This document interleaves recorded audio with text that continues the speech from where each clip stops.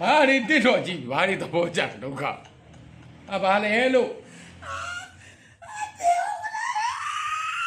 ဟော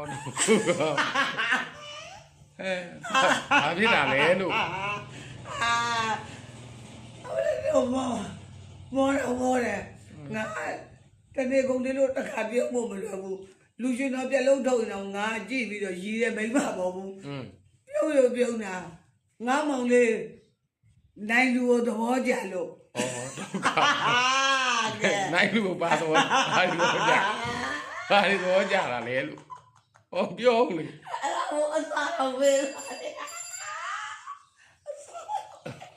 ဒုက္ခ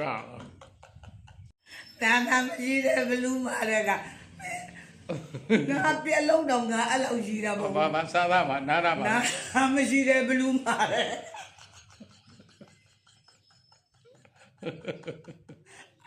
ကတော့ကြလို့မဟုတ်နိုင်လို့ခေါ်ပြီးတော့ငါဓမင်းဖိတ်ကြုံမယ်တကယ်ကောင်းပြောတာချက်သားငါပြီးချက်တည်းရောငါးရင်းနေရော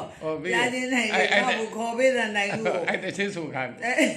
ငါဓမင်းကိုကြုံမယ်သူ့ကိုငါကလေအမြဲတမ်းစိတ်ပြီးမှုကများနေတာမဘိုက်ကအောင်ဆိုင်လောကဖြစ်လို့ပတ်စံလေးရကုန်အကျွေးတွေတောင်းမြလို့စိတ်ဆင်းရငါမောင်လေးနိုင်လူတချင်းကြည့်ပြီးတော့မှအမလေးမျက်ရည်တောင်ထွက်ကြတယ်ရီလိုက်ရတာအဲ့ဒါတရင်ကတော့စိတ်ချမ်းသာသွားတာဟိုငါမောင်လေးကိုဝဲအိမ်မှာခေါ်ပြီးထမင်းကျွေးဦးမယ်ခေါ်ပေးတာပါသိချင်းနာမရှိတဲ့ဘလူးမာတဲ့